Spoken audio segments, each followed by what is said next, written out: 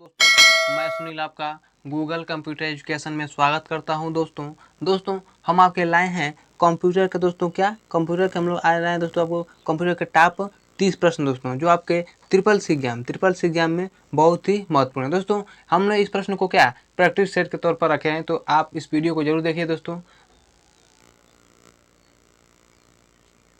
ये प्रश्न जो है दोस्तों, ये प्रश्न आपका नीलिट के दोस्तों दोस्तों ये नीलिट के द्वारा जारी किए गए प्रीवियस ईयर्स में पूछे गए लगातार प्रश्न को हमने उठाया दोस्तों। जो जो ट्रिपल एग्जाम होता है दोस्तों, ये नीलिट जारी करता है, तो उसी से जो पिछले वर्ष के जो प्रश्न है दोस्तों, तो हमने उसी से प्रश्न को रिकवर किया है। आप इसको जरूर देखिए और देखकर आप जाएंगे तो मुझे पक्का यकीन है दोस्तों कि आप ट्रिपल एग्जाम एक बार में क्लियर कर लेंगे। तो चलिए दोस्तों हम लोग फटाफट बिना देरी के हम लोग पहला प्रश्न को देखेंगे। तो चलिए स्टार्ट करते हैं हम लोग पहला प्रश्न दोस्तों। बैंक में, रेलवे इत्यादि इनमें से कंप्यूटर प्रयोग होता है। आपको बताना है दोस्तों क्या कि in banking, railway etc which computers are used, यानी कि बैंक और रेलवे इत्यादि में किस प्रकार के कंप्यूटर का प्रयोग किया जाता है दोस्तों, आपको बताना है। ऑप्शन ए दिया है मिनी कंप्यूटर का, ऑप्शन बी है माइक्रो कंप्यूटर का, ऑप्शन सी है मेन फ्रेम कंप्यूटर का, और ऑप्शन डी है सुपर कंप्यूटर का। तो दोस्तों इसका राइट आंसर क्या हो जाएगा? बैंक और रेलवे में कौन से कंप्यूटर का प्रयोग किया जाता है दोस्तों? तो दोस्तों इसका राइट आंसर होगा आपका option C, mainframe computer का हम लोग प्रयोग करते हैं। चलिए दोस्तों प्रश्न हम लोग 2 पर चलते हैं। प्रश्न 2 है आपका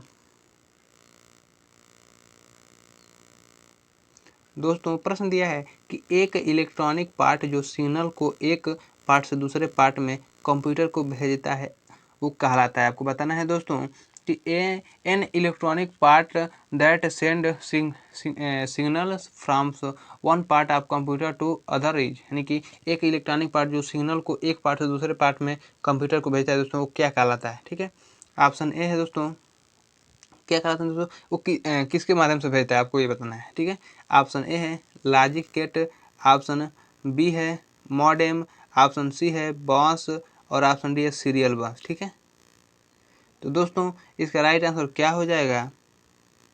दोस्तों इसका राइट आंसर होगा आपका ऑप्शन सी, बॉस का हम लोग प्रयोग करते हैं। चलिए दोस्तों प्रश्न हम लोग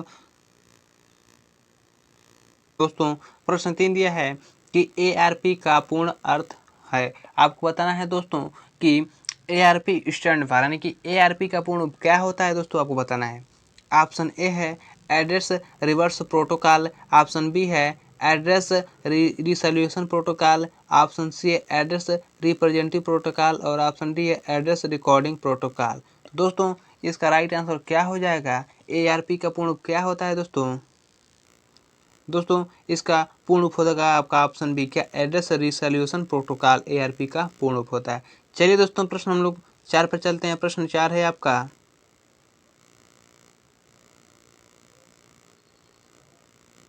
प्रश्न दिया है कि इनमें से क्या शामिल कर सकते हैं रिटियल सर्किट के बेसिक बिल्डिंग ब्लॉक्स के अंतर्गत। आपको बताना है कि व्हाट कैन बी कांस्टेंट,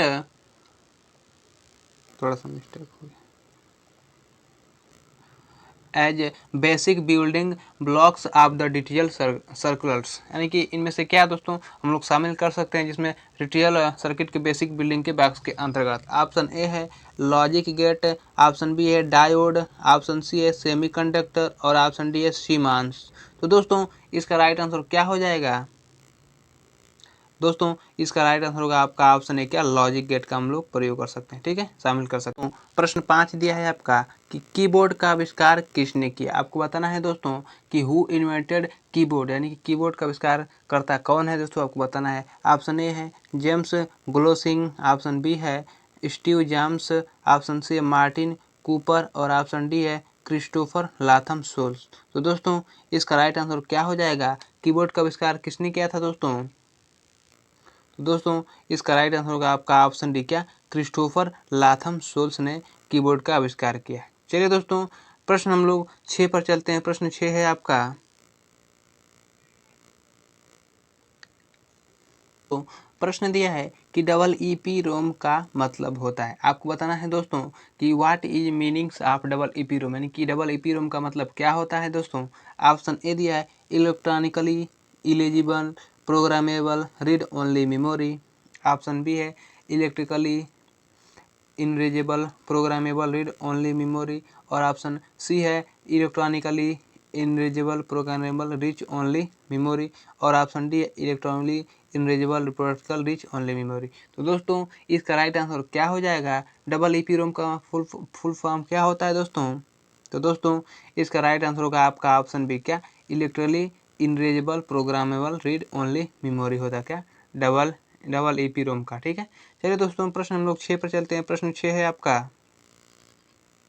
कि कंप्यूटर के संदर्भ में OSI का मतलब क्या होता है? आपको बताना है दोस्तों कि what is the meanings of OSI terms in computer, यानी कि कंप्यूटर के संदर्भ में OSI का मतलब क्या होता है दोस्तों? OSI दोस्तों क्या OSI? ऑप्शन ए है open software inter relation, option B है open system inter relation, option C है ओपन सॉफ्टवेयर इंटरकनेक्शन, और ऑप्शन डी है ओपन सिस्टम इंटरकनेक्शन। तो दोस्तों इसका राइट आंसर क्या हो जाएगा? OSI का पूर्ण क्या होता है दोस्तों? दोस्तों इसका राइट आंसर होगा आपका ऑप्शन डी, क्या ओपन सिस्टम इंटरकनेक्शन क्या होता है दोस्तों? तो OSI का पूर्ण रूप होता है। चलिए दोस्तों प्रश्न हम लोग 8 पर चलते हैं। प्रश्न 8 है आपका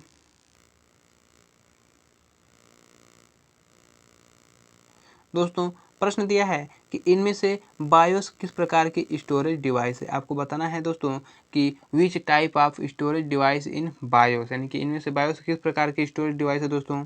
ऑप्शन ए है प्राइमरी, ऑप्शन बी है सेकेंडरी, ऑप्शन सी है टेरिटरी, और ऑप्शन डी है कोई स्टोरेज डिवाइस नहीं। तो दोस्तों इसका राइट आंसर क्या हो जाएगा? दोस्तों इसका राइट आंसर होगा आपका ऑप्शन है, क्या प्राइमरी। दोस्तों BIOS, ठीक है, यही तो है बायोस, यानी कि बेसिक इनपुट आउटपुट सिस्टम, क्या दोस्तों? Basic input output system. ठीक है, ऑप्शन है इसका राइट हो जाएगा। चलिए दोस्तों प्रश्न हम लोग 9 पर चलते हैं। प्रश्न 9 है आपका प्रश्न 9 दिया है कि वार्म का पूर्ण रूप होता है। आपको बताना है दोस्तों कि फुल फॉर्म ऑफ वार्म, यानी कि वार्म का पूर्ण रूप क्या होता है? ऑप्शन ए है write one read many, option B है write and random memory, option C है वर्क रियल मेमोरी, और ऑप्शन डी है कोई नहीं। तो दोस्तों इसका राइट आंसर क्या हो जाएगा? वार्म का पूर्ण रूप क्या होता है दोस्तों? तो दोस्तों इसका राइट आंसर होगा आपका ऑप्शन ए, क्या right one read many, option A इसका राइट हो जाएगा।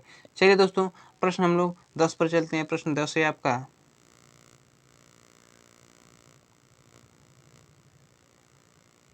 प्रश्न दिया है कि बिग डाटा एनालिटिक्स के लिए निम्नलिखित में से कौन सहायक है? आपको बताना है दोस्तों कि which of the following is supportive for big data analytics, यानी कि बिग डाटा एनालिटिक्स के लिए निम्नलिखित में से कौन सहायक है दोस्तों? ऑप्शन ए है क्लाउड स्टोरेज, ऑप्शन बी है सोशल नेटवर्क, ऑप्शन सी है ई कॉमर्स, और ऑप्शन डी है उपरोक्त में से सभी।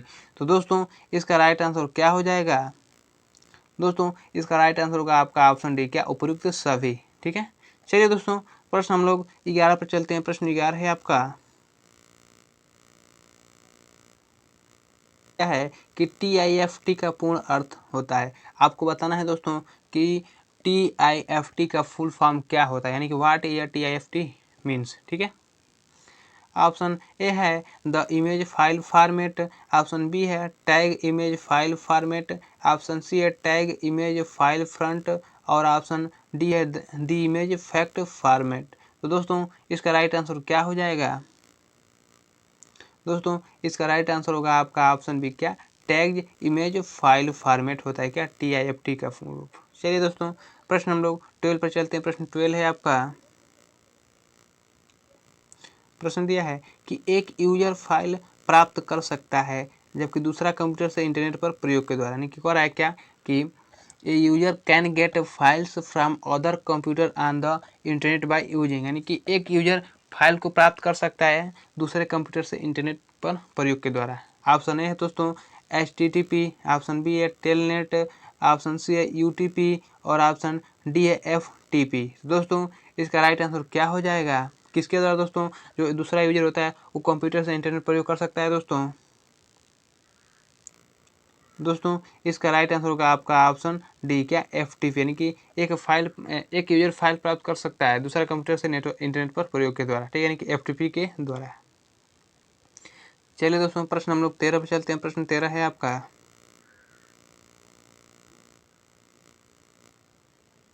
तो हुआ है क्या। प्रश्न दिया है कि MIME का पूर्ण रूप होता है। आपको बताना है दोस्तों कि MIME का स्टैंड फॉर कि MIME का पूर्ण रूप क्या होता है दोस्तों। तो दोस्तों ऑप्शन ए है multipurpose internet mail extension, option B है multipurpose internet mail email, option C है मल्टीपर्पज़ इंटरनेशनल मेल एंटिटी और ऑप्शन डी है मल्टीपर्पज़ इंटरनेशनल मेल एंड दोस्तों। देखिए तो दोस्तों इसका राइट आंसर क्या हो जाएगा। दोस्तों इसका राइट आंसर होगा आपका ऑप्शन ए, क्या multipurpose internet mail extension, option A इसका राइट होगा। दोस्तों मैंने इस क्वेश्चन को कई बार वीडियो में बता चुका हूँ, तो दोस्तों आपको उसको एक बार जरूर याद कर लेना चाहिए। चलिए दोस्तों प्रश्न हम लोग 14 पर चलते हैं। प्रश्न 14 है आपका, दोस्तों प्रश्न दिया है कि SMTP का प्रयोग मैसेज को भेजने के लिए किया जाता है। ठीक है, क्या कर रहे थे दोस्तों कि SMTP use to deliver message to यानी कि SMTP का प्रयोग मैसेज को भेजने के लिए प्रयोग किस में किया जाता है दोस्तों। ऑप्शन ए है यूजर्स टर्मिनल से, ऑप्शन बी है एयर मेल बॉक्स से, ऑप्शन सी है दोनों और ऑप्शन डी है इनमें से कोई नहीं। तो दोस्तों इसका राइट आंसर क्या हो जाएगा। दोस्तों इसका राइट आंसर होगा आपका ऑप्शन सी, क्या दोनों, यानी कि यूजर टर्मिनल से भी भेज सकते हैं और एयर मेल बॉक्स से भी आप भेज सकते हैं। दोस्तों SMTP, दोस्तों आपको इसका पूर्ण रूप बताना है कि SMTP का पूर्ण रूप क्या होता है। दोस्तों मैंने पिछली वीडियो में बता चुका हूँ कि SMTP का पूर्ण रूप क्या होता है। दोस्तों आपको इसका राइट आंसर कमेंट करना है कि SMTP का पूर्ण रूप क्या होता है दोस्तों। चलिए दोस्तों प्रश्न हम लोग 15 पे चलते हैं। प्रश्न 15 है आपका,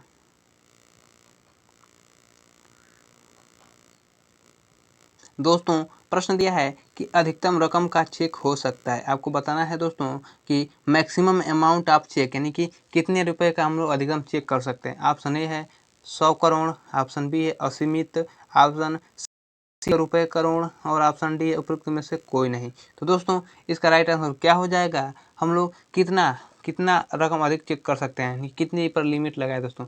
तो दोस्तों इस पर कोई लिमिट नहीं लगाया, आप कितना भी रुपए चेक कर सकते हैं। ठीक है, तो दोस्तों इसका राइट आंसर होगा आपका ऑप्शन बी, क्या असीमित। चलिए दोस्तों प्रश्न हम लोग 16 पर चलते हैं। प्रश्न 16 है आपका,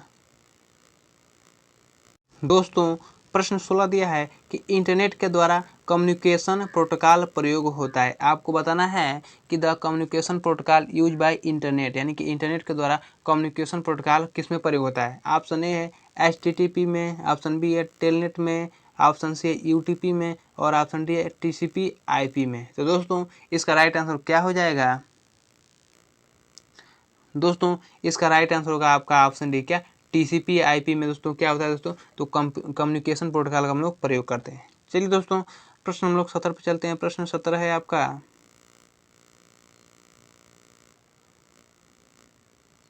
प्रश्न दिया है कि ईमेल के साथ हम फाइल संलग्न कर सकते हैं।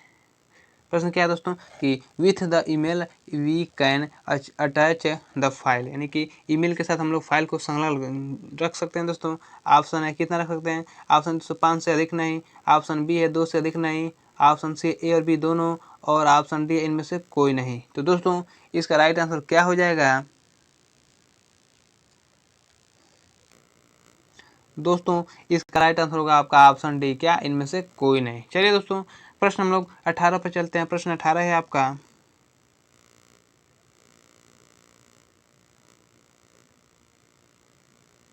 आंसर होगा आपका ऑप्शन डी, क्या इनमें से कोई नहीं।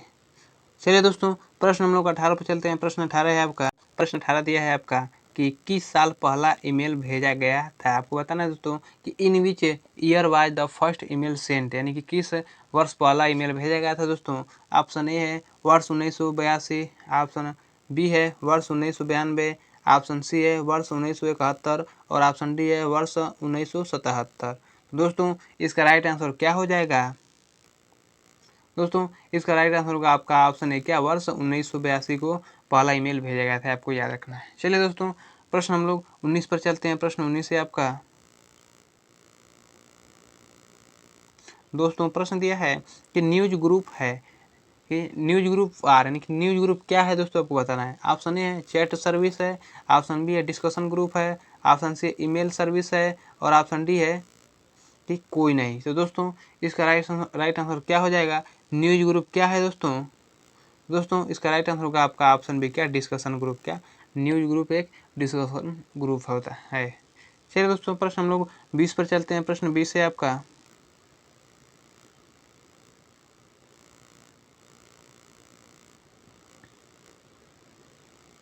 प्रश्न दिया है कि बचत बैंक खाता खोलने के लिए न्यूनतम उम्र आपको बताना है दोस्तों कि maximum age to open SBI account, ठीक है, SBI यानी कि सेविंग अकाउंट।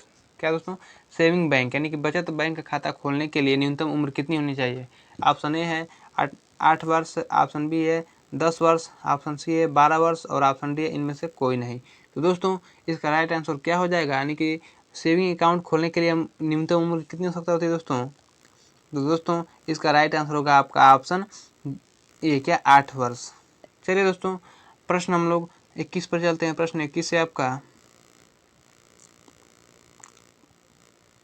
दोस्तों प्रश्न दिया है कि लिब्रे ऑफिस इम्प्रेस में जूम का न्यूनतम साइज होता है। आपको बताना है कि what is the maximum zoom size in Libre office impress, ठीक है।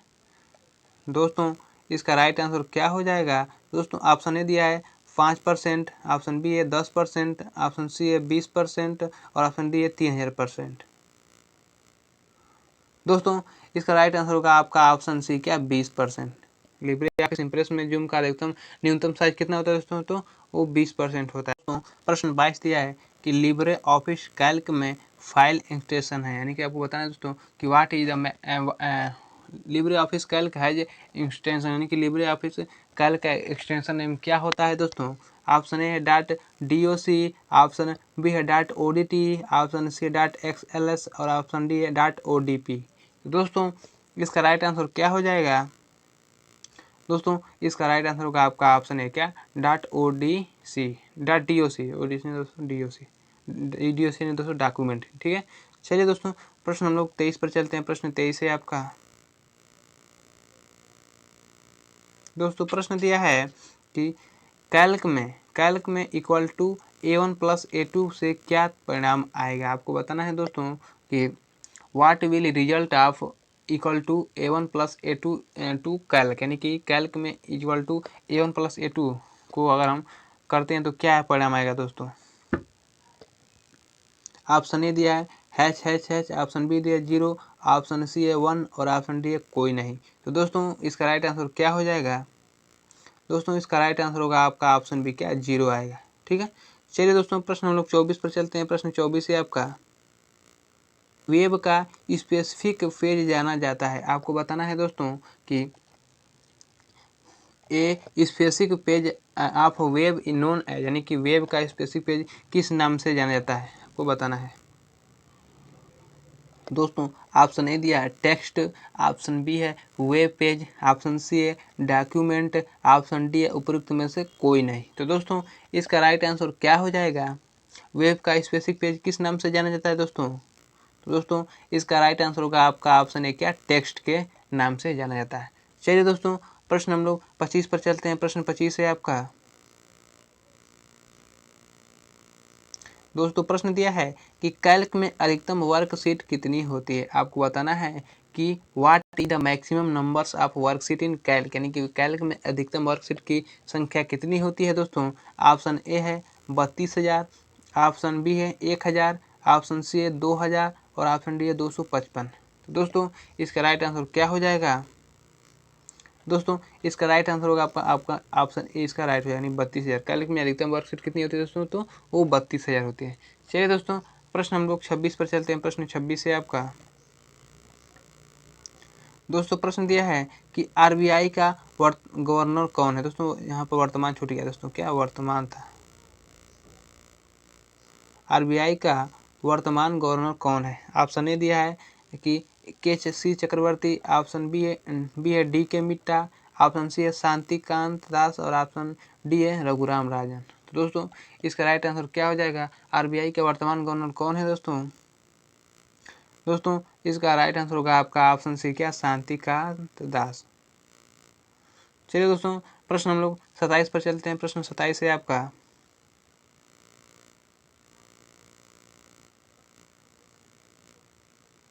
क्या है कि प्रोसेस डाटा के सेट को कहा जाता है। आपको बताना है दोस्तों कि the set of process data in call, यानी कि प्रोसेस डाटा के सेट को क्या कहता है। Option A data, option B है डाटा प्रोसेसिंग, ऑप्शन बी है डेटाबेस और ऑप्शन ऑप्शन ऑप्शन सी है दोस्तों डाटाबेस और ऑप्शन डी है इंफॉर्मेशन। तो दोस्तों इसका राइट आंसर क्या हो जाएगा, प्रोसेस डाटा को सेट को क्या कहा जाता है दोस्तों। तो दोस्तों इसका राइट आंसर होगा आपका ऑप्शन डी, क्या इन्फॉर्मेशन उसे कहा जाता है। चलिए दोस्तों प्रश्न हम लोग 28 पर चलते हैं। प्रश्न 28 है आपका दोस्तों, प्रश्न दिया है कि लिब्रे ऑफिस राइटर में हाइपरलिंक की शॉर्टकट की क्या है। आपको बताना है कि व्हाट इज दोस्तों क्या कि what is the hyperlink shortcut की इन लिब्रे ऑफिस राइटर, यानी कि लिब्रे ऑफिस राइटर में हाइपरलिंक की शॉर्टकट की क्या होती है। ऑप्शन ए दिया है Ctrl+H, ऑप्शन बी है Ctrl+K, ऑप्शन सी है Ctrl+Shift+H और ऑप्शन डी है Ctrl+L। तो दोस्तों इसका राइट आंसर क्या हो जाएगा। दोस्तों इसका राइट आंसर होगा आपका ऑप्शन बी, क्या Ctrl+K होता है हाइपरलिंक की शॉर्टकट की। चलिए दोस्तों प्रश्न हम लोग 29 पर चलते हैं। प्रश्न 29 है आपका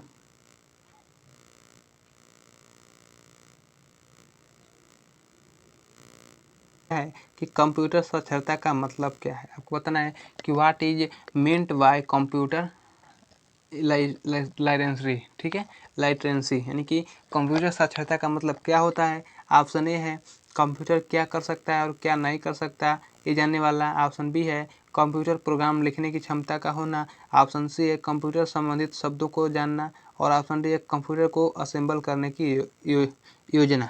तो दोस्तों योग्यता है। दोस्तों इसका राइट आंसर क्या हो जाएगा। दोस्तों इसका राइट आंसर होगा आपका ऑप्शन डी, क्या कंप्यूटर को असेंबल करने की योग्यता। कंप्यूटर साक्षरता का मतलब यही होता है। चलिए दोस्तों प्रश्न हम लोग 30 पर चलते हैं। प्रश्न 30 है आपका दोस्तों आज का अंतिम प्रश्न। दोस्तों बहुत ही इंपॉर्टेंट प्रश्न है ये, तो चलिए इसको देखते हैं। प्रश्न दिया है कि लिब्रे ऑफिस कैल्क फंक्शन शुरू होता है। आपको बताना है दोस्तों कि in Libre Office Calc function begin with the formula prefix, यानी कि लिब्रे ऑफिस कैल्क फंक्शन किससे शुरू होता है, ठीक है। ऑप्शन ए दोस्तों @, ऑप्शन बी है हैच, ऑप्शन सी है प्लस और ऑप्शन डी है इक्वल टू। तो दोस्तों यहाँ पर इस क्वेश्चन को लेकर बहुत से बच्चे क्या करेंगे, गलती करेंगे दोस्तों। बहुत लोगों का आएगा ऑप्शन डी इसका आएगा कि इक्वल टू से हम लोग, तो दोस्तों फार्मूला में हम लोग क्या करेंगे, फार्मूला को अगर स्टार्ट करते हैं दोस्तों तो तब हम लोग इक्वल टू का प्रयोग करते हैं, ठीक है। यानी कि क्या क्या लिब्रे ऑफिस कैल्क में फंक्शन शुरू करना है दोस्तों, तो इसका राइट आंसर होगा दोस्तों आपका ऑप्शन सी, क्या प्लस से हम लोग फंक्शन की को शुरू कर सकते हैं। तो दोस्तों अगर वीडियो अच्छा लगे तो लाइक और चैनल को सब्सक्राइब करना ना भूलें। फिर मिलते हैं दोस्तों ऐसे प्रैक्टिस से ट्रिपल सी एग्जाम वाले वीडियो के लिए। अगर वीडियो वाकई में आपको अच्छा लगता है तब आप वीडियो को लाइक और चैनल को सब्सक्राइब कर रही है दोस्तों हम आपके लिए ऐसे ही प्रैक्टिस ईयर मतलब पुराने से पुराने क्वेश्चन को लाते रहते दोस्तों, जो आपके ट्रिपल सी एग्जाम में बहुत ही हेल्पफुल है। तो चलिए दोस्तों फिर मिलते हैं हम ऐसे वीडियो में, तब तक के लिए जय हिंद।